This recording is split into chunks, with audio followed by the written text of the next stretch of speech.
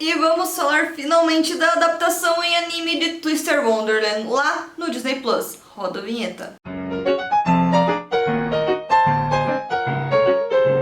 Olá pessoal, tudo bem com vocês? Eu sou a Choco e bem-vindos ao canal Pipoca.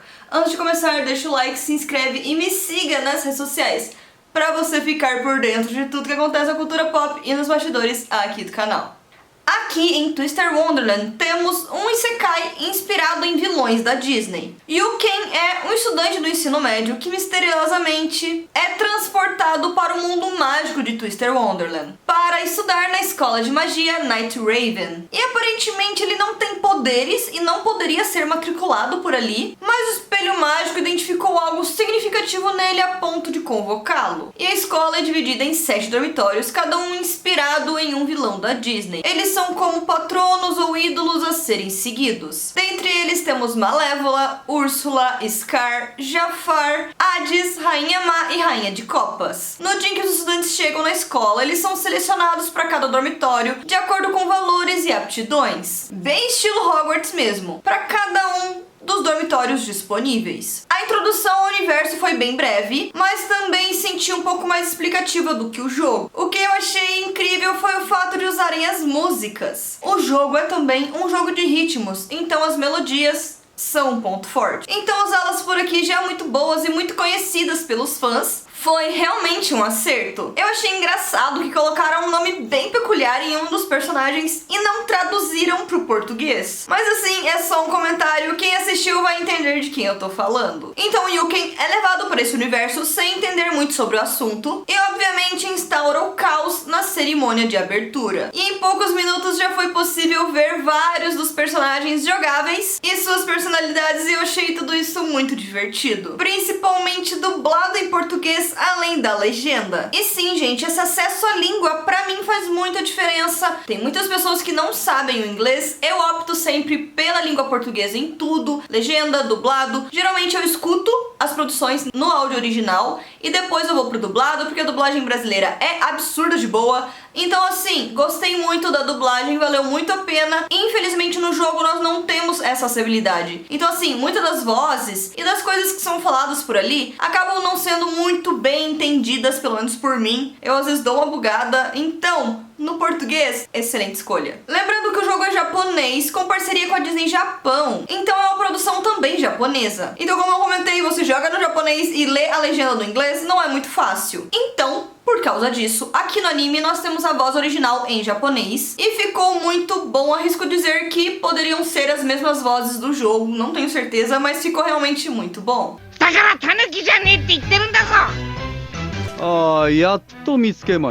Então, de fato, é um deleite para os fãs que estavam esperando por essa adaptação. Eu joguei por um tempo, mas por não ser muito acessível e ser aquele estilo jogue todo dia, eu acabei abandonando. Mas é um jogo muito bonito, de um universo muito vasto e criativo. E aqui já foi possível perceber que essa nova versão é bem fiel ao game. Claro, tem algumas diferenças, até porque é um outro formato, mas não mudou nada significativamente. Pelo menos foi o que eu percebi, né? Apresentado nessa primeira temporada. E do que eu de fato joguei, né, gente? Como eu comentei, eu não joguei muita coisa. Eu senti bastante falta de uma cena do Idia, mas eu entendo que não era agora sobre ele. E eu até fiquei curiosa pra rejogar o primeiro episódio pra ver as diferenças e comparar também algumas coisas. Como essa primeira temporada se passou no dormitório da Hearts Labill, assim como também no início do game, vemos bastante o monitor Riddle fazendo seus truques e mostrando a sua personalidade bem forte, bem parecida com a Rainha de Copas. E seguindo uma pegada mais shonen, a cada episódio temos novas aventuras e novos conflitos vêm surgindo pro Yu, nosso protagonista, resolver. Eu senti a história no geral muito superficial, eu esperava um pouco mais de aprofundamento nos personagens, até porque cada temporada vai ser sobre um dormitório,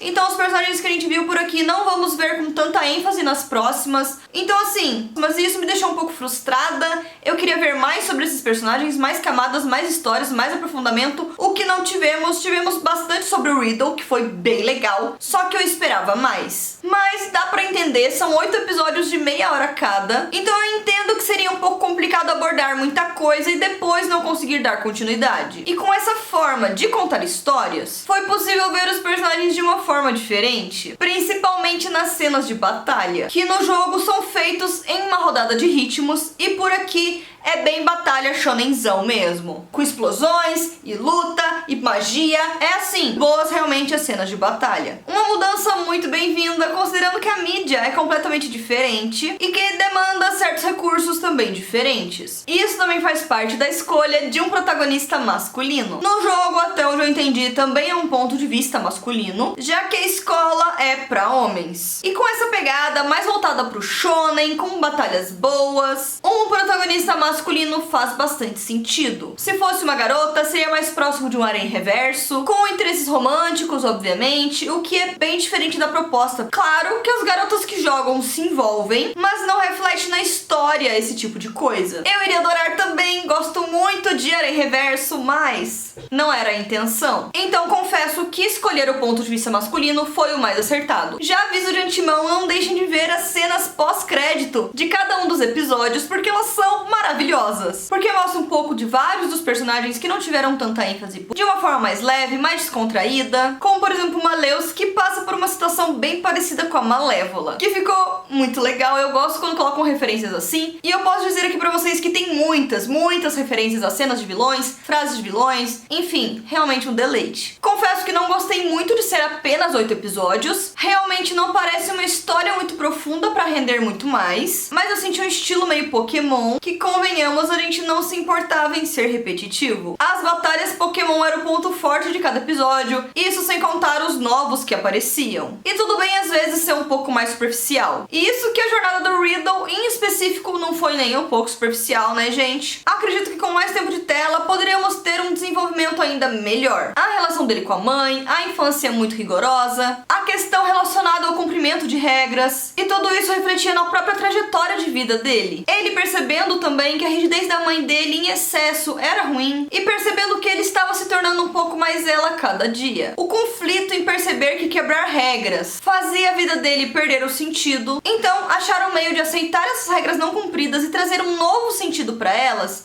foi muito interessante. A gente acaba se envolvendo com o personagem e entendendo os pontos dele, e eu gostei muito, queria realmente mais tempo de tela. Porque com mais tempo pra contar essa história, teria sido mais emocionante essa redenção. Lembrando que a Amazon é o melhor lugar pra fazer compras na internet, com o meu link você patrocina aqui o canal sem gastar nada, então link na descrição. Não posso negar a forte inspiração em Madoka Mágica no final da temporada. Principalmente quando o diretor fala sobre o cristal, que foi corrompido pelo Riddle e que corrompe o Mago Portador. Eu achei espetacular usar isso de referência, porque a construção de mundo em Madoka é uma das mais incríveis pra mim se falarmos de mundo mágico, principalmente quando o assunto é corrupção. E o estilo gráfico optado pela Madoka quando falam das bruxas corrompidas é realmente muito único, então eu acho muito legal quando eles lembram e usam isso de alguma forma. Então assim, foi uma surpresa muito bem-vinda. Eu já esperava alguma coisa de Madoka quando a pedra do Riddle começou a se corromper,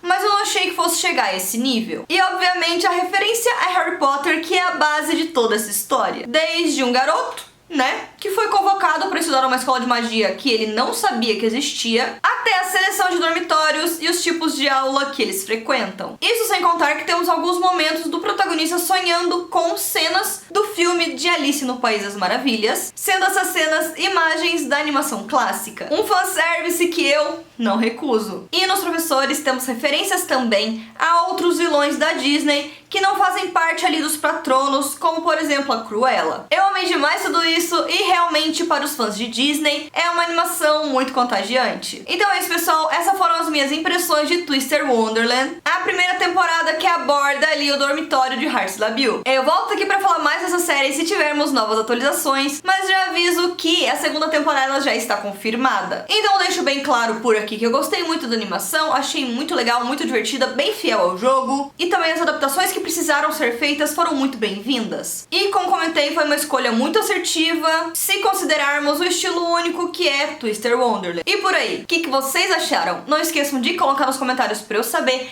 E ficamos por aqui, semana que vem tem mais, se não aguentar ficar longe. Me siga nas redes sociais que por lá eu estou conectado o tempo todo com vocês. E é isso, eu sou a Choco, esse é o canal Pipoca e tchau!